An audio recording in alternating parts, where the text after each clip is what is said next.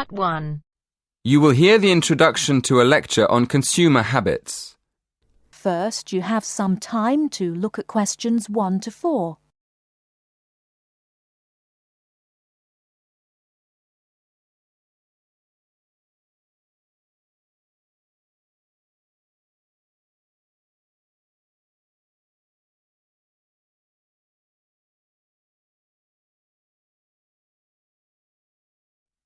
Listen carefully and answer questions 1 to 4. Good evening, everyone. This evening, I'm going to continue last week's lecture by talking more about how people spend their money. First of all, I'm going to compare how people of different age groups spend their cash. You probably know that there's a lot of difference between what young people do with their money, how families spend their money, and what more mature people do. Secondly, I want us to think about what we imagine men and women spend their money on. And then, I'm going to look at male and female spending patterns and see whether we were right. OK, to start with, let's divide the population into 3 sections. Let's say young people up to the age of 30 in the first group. Then, let's put families in the 30 to 55-year-old group. So that puts adults over 55 in the mature group. Does that make sense? Before you hear the rest of the conversation, you have some time to look at questions 5 to 10.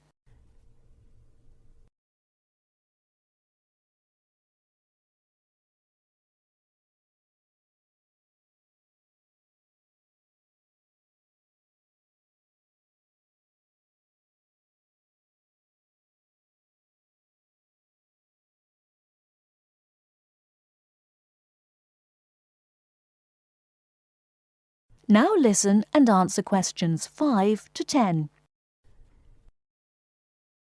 Right, well, I found that the first group, that's young people up to the age of 30, mostly spend their money on clothes, music and entertainment. That's not really very surprising, is it? Although I must admit, I thought they might spend a lot on cars and travelling around. So, the next group is what I've called families, people in the age group from 30 to 55. Naturally, as I expected, this group spends most of its money on food, toys and trips out. But I was surprised to find that people aged between 30 and 55 spend most of their money on furniture and kitchen equipment. I suppose it's logical if you think about it. People are usually improving their homes at that age, and household equipment is very expensive. But they also spend a lot of money on electronic equipment, like video games for the children. Now turning to the third group, that's people over 55. I thought they'd spend their money on gardening tools and electronic equipment, but I was wrong again. People in the over 55s group spend most money on new cars and days out. So, what did we think about how men and women spend their money? OK, well, we thought that young women would spend a lot on clothes and shoes, and that young men would buy more electronic equipment and cars. Well, when we look at the figures, we can see that we were right about the men. Young men spend twice as much as women on cars and computers. But, and this is interesting, we were wrong about the women. I was surprised to find that young women spend much more on beauty treatments than they do on clothes and shoes. So we'll have to think about that again. And there's another interesting fact about young women. It looks as though young women are much more concerned about their diet than men. We found that although young women don't spend as much as men on eating out, they do spend a lot more on organic foods than young men. That is the end of part 1. You now have half a minute to check your answers.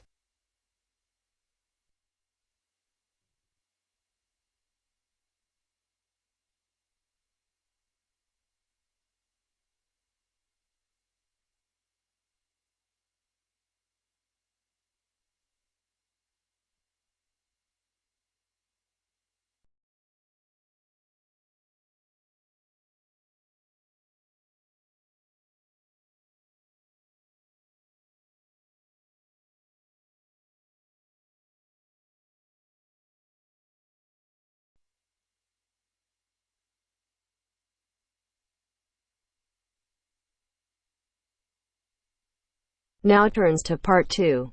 Part 2. You will hear a talk about young people living on their own. Listen carefully and answer questions 11 to 12.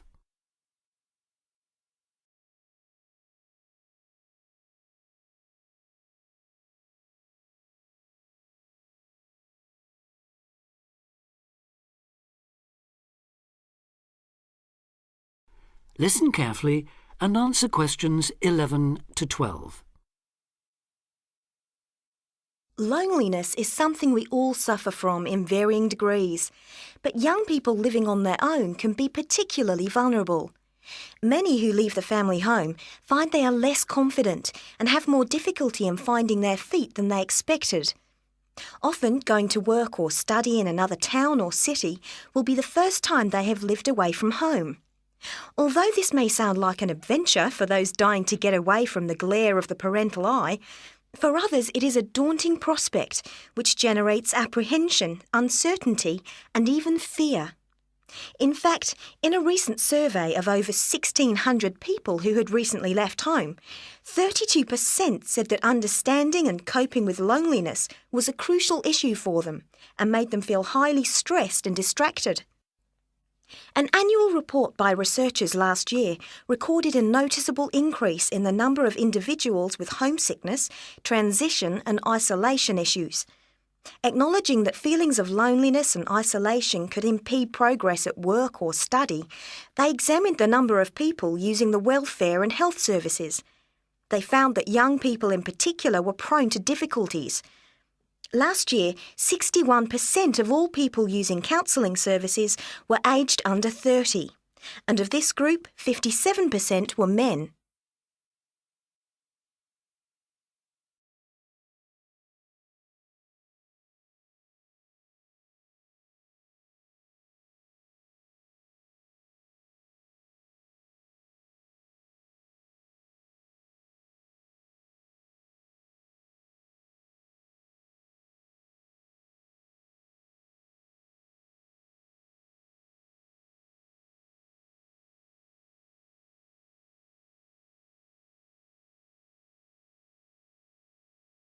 Now listen and answer questions 13 to 20.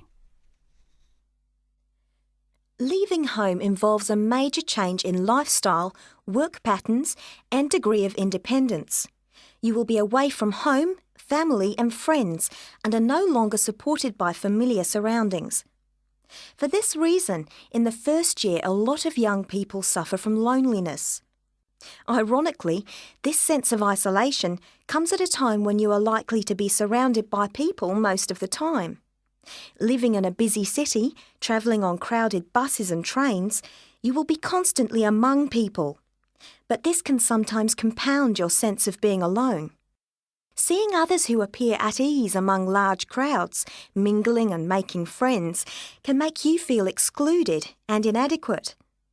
Adapting to a new environment makes people uncertain of what to do or how to behave and breeds insecurities which can make for a real sense of isolation.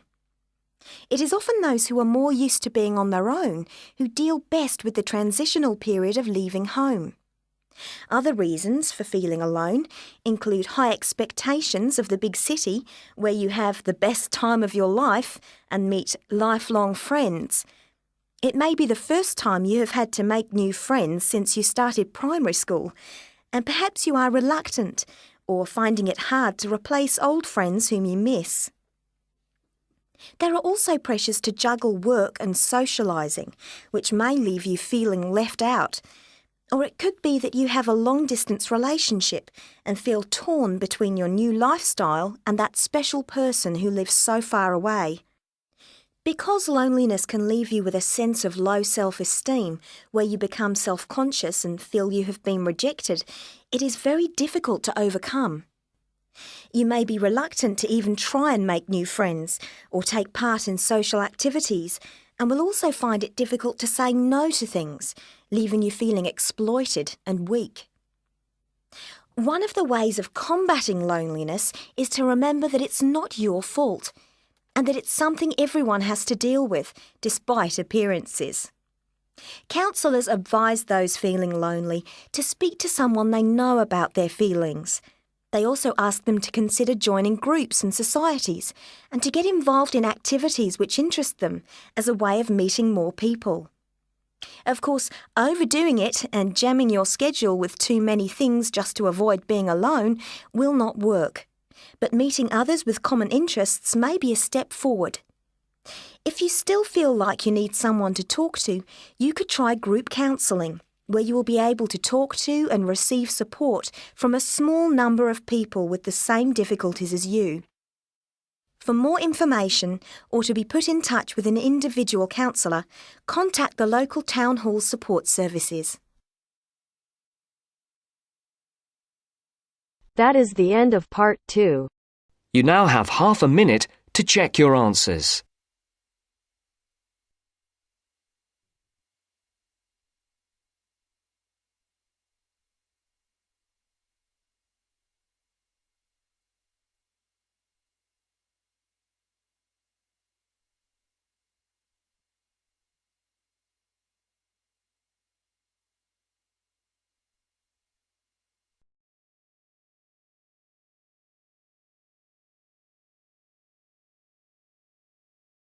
Now turns to part 3. Part 3. You will hear two students talking about a class assignment about wild bird rescue and rehabilitation. First, you have some time to look at questions 21 to 25.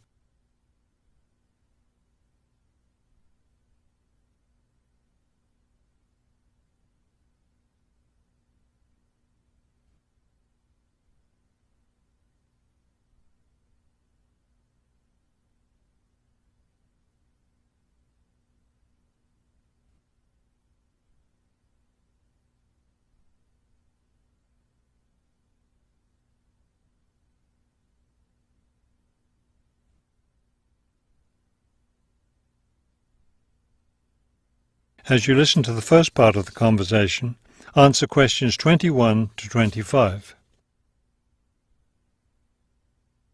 Okay, let's go over the requirements and see what we have left to do. Let's see. We have to give the professor a written summary of the information we've gathered on our topic, wild bird rescue and rehabilitation. The other written thing we have to turn in is a case study of the rehabilitation of one bird. We have the information on that already. Right. All we have to do is write it up. What about charts and graphs? Do we need to include something like that? I don't think so. They aren't really relevant, but we do have to turn in a list of the resources we used. Naturally. What about videos? I heard some of the other students were doing that. Well, I guess that must be optional, because I don't see it on the requirements list. Okay, we should start planning our class presentation, since that counts for half the grade. We've looked at lots of sources of information, but I think our best source was the interviews we did with the wildlife rehabilitators. Agreed. That and the journal articles. I think we have enough information from those two sources for the presentation anyhow. The books we looked at weren't all that helpful. I wonder if we should try to bring in some live birds for the presentation. That would be too difficult, don't you think? But we have lots of photos of rehabilitated birds. We can show those.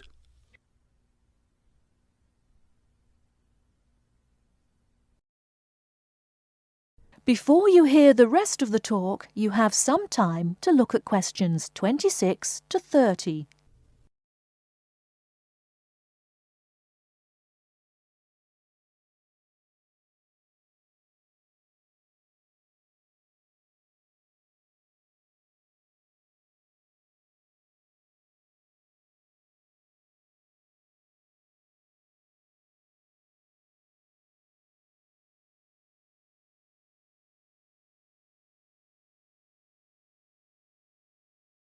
Now listen and answer questions 26 to 30. Now listen and answer questions 26 to 30. Right. Okay, I think we should start by talking about how to rescue a bird. Probably first we should help people understand which birds need rescuing. Yeah, that's really important. because a lot of times people see a baby bird that's all alone, or they find a bird sitting on the ground and they think it needs to be rescued. And usually, those are just baby birds learning to fly. So we should emphasize that people should only attempt to rescue a bird that's clearly injured. For certain kinds of birds, the rescuer needs to wear protective gloves because some of those birds have sharp claws and can tear your shirt, or worse, injure your face or some other part of your body. Yes, that's an important point. Okay, next, let's tell people to put the injured bird in a box with good air circulation. We should let them know that a cage isn't necessary, and a bag, especially a plastic one, could hurt the bird more. Another thing we need to say is that the best way to help the bird stay calm is not by petting it or talking to it, but by leaving it completely alone. Then people should take the bird to the bird rescue center as soon as possible. Right, and we should also point out that when they're driving the bird to the rescue center, it's better not to play music on the radio or talk loudly, because those things just stress the bird. Yes. It's better just to speak quietly while you have the bird in the car. Okay, we've got that part covered. Next, we should talk about what happens at the rescue center.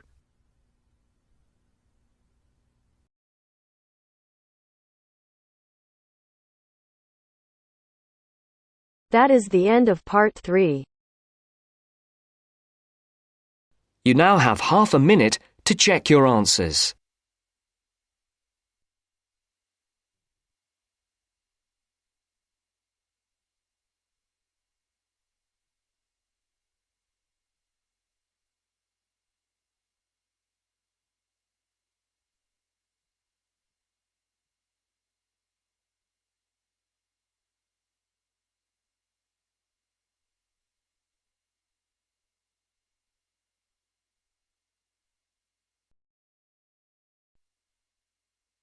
Now turns to part 4.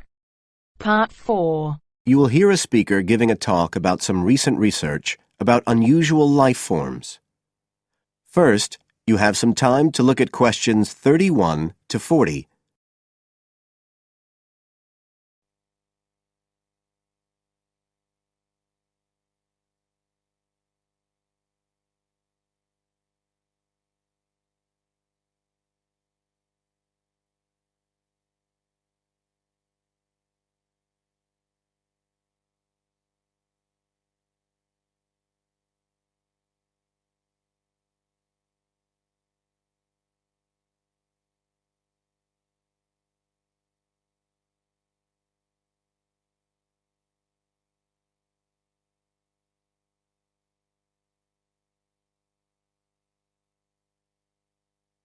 Now listen carefully and answer questions 31 to 40. Hello everybody, and welcome to the 6th of our ecology evening classes. Nice to see you all again. As you know from the programme, today I want to talk to you about some research that is pushing back the frontiers of the whole field of ecology. And this research is being carried out in the remoter regions of our planet, places where the environment is harsh and, until recently, it was thought that the conditions couldn't sustain life of any kind. But life forms are being found, and these have been grouped into what is now known as extremophiles. That is, organisms that can survive in the most extreme environments. And these discoveries may be setting a huge challenge for the scientists of the future, as you'll see in a minute. Now, the particular research I want to tell you about was carried out in Antarctica, one of the coldest and driest places on Earth. But a multinational team of researchers from the US, Canada, and New Zealand recently discovered colonies of microbes in the soil there where no one thought it was possible. Interestingly enough, some of the colonies were identified as a type of fungus called Bouveria bassiana, a fungus that lives on insects. But where are the insects in these utterly empty regions of Antarctica? The researchers concluded that this was clear evidence that these colonies were certainly not new arrivals, They might have been there for centuries, or even millennia. Possibly even since the last ice age. Can you imagine their excitement? Now, some types of microbes had previously been found living just a few millimetres under the surface of rocks, porous Antarctic rocks. But this was the first time that living colonies had been found surviving, relatively deeply in the soil itself, several centimetres down, in fact.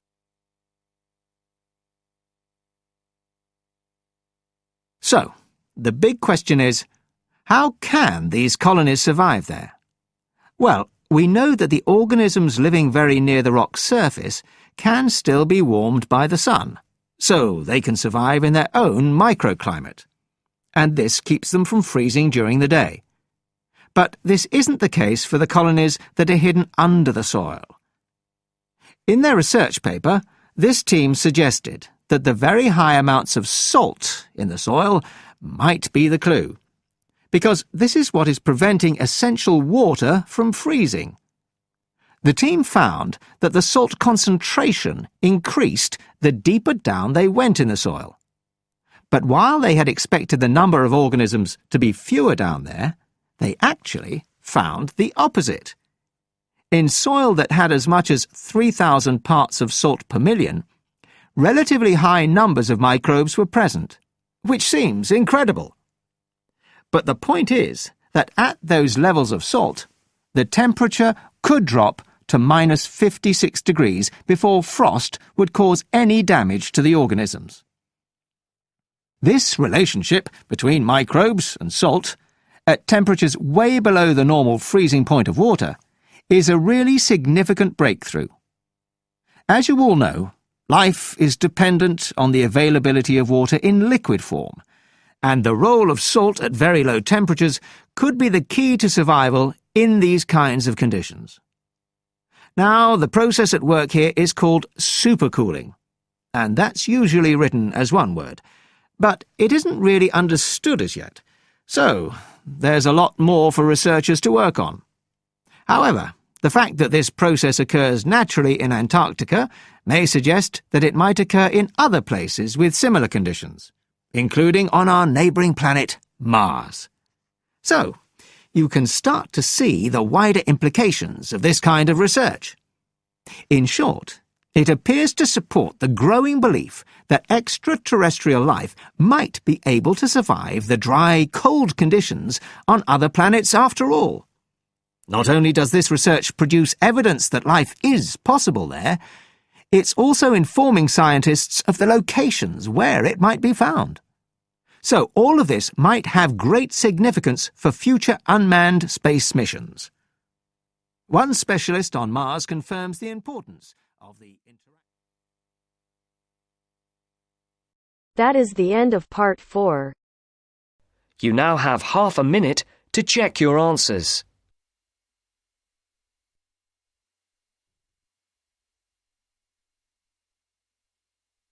Wow.